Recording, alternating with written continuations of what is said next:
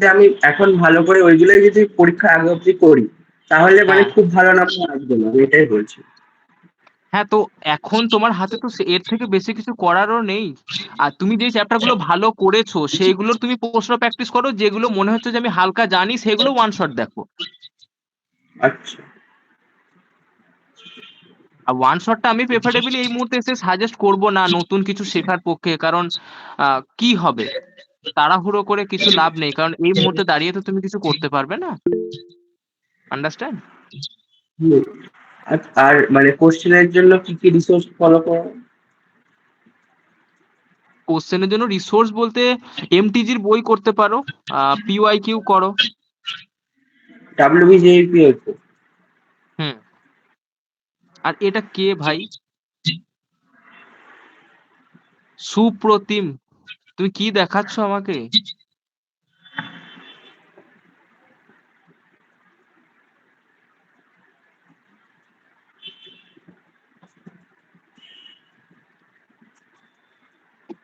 সুপ্রতিম,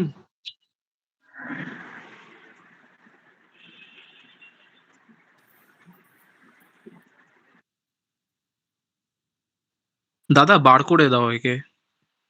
হ্যাঁ দাদা, already done. বার করে দাও, বার করে দাও। দাদা কি বলছো এটা বলো তাড়াতাড়ি, তাহলে আমি আমার কোশ্চেনটা করবো একটু। বেশ, আমি তো বললাম তো। নেক্সট রেহানেরটা বললাম, রাইট? তো এরপর রেহানের আর কিছু প্রশ্ন আছে কি বলো? না না দাদা, আর কিছু প্রশ্ন নেই। সুরজিৎ কে আছে বলো? নেক্সট তুমি হ্যাঁ তোমার দাদা, রেজ হ্যান্ডটা ক্লোজ করো, হ্যাঁ বলো। বলছি দাদা, মানে মানে কনসেপ্ট ক্লিয়ার আছে, কোশ্চেনে করতে যাচ্ছি কিন্তু প্রচুর টাইম কনজিউম হয়ে যাচ্ছে। ইভেন আগের ইয়ারে যখন পরীক্ষা দিয়েছিলাম তখনও সেম থিং হয়েছিল, মানে মানে সব কোশ্চেন জানা কিন্তু মানে টাইমের সাথে আমি করতে পারছি না। আগের বছরও মানে সেম হয়ে গেছিল বলে তো র্যাঙ্কটা সেরকম হয় না, ওই আন্ডার 12 কে এরকম হয়েছিল। তো এরকম ব্যাপার হয়ে গেছিল।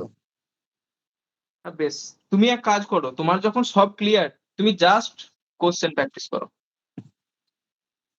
টাইম কোশ্চেনের ইমপ্রুভ হয়ে টাইম যাবে। ম্যানেজমেন্ট করতে পারছি না, মানে জিনিসটা করতে পারছি না। আর মক দেখো, টেস্টে টাইম যেটা ম্যানেজমেন্টটা কখন হবে? যখন তুমি বারবার কোশ্চেন সলভ করবে তখন টাইম ম্যানেজমেন্টটা হবে। বুঝতে পেরেছো? এতদিন তুমি শুধু কনসেপ্ট বিল্ড করাতেই নিজেকে কাজে লাগিয়েছো, আমার যে সন্দেহ।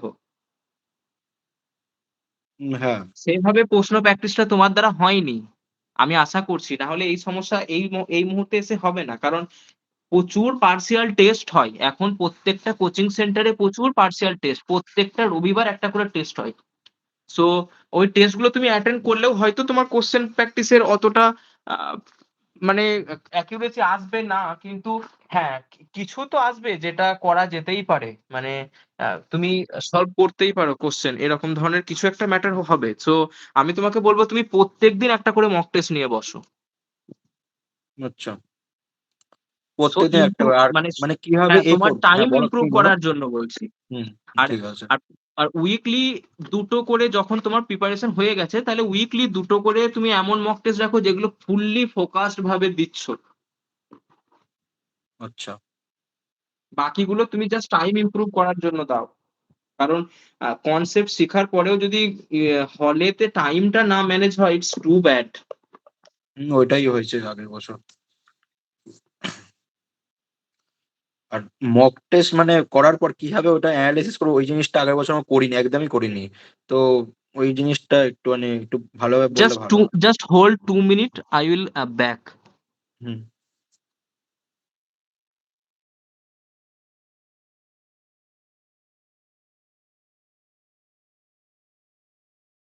হ্যালো ভাই, হ্যালো।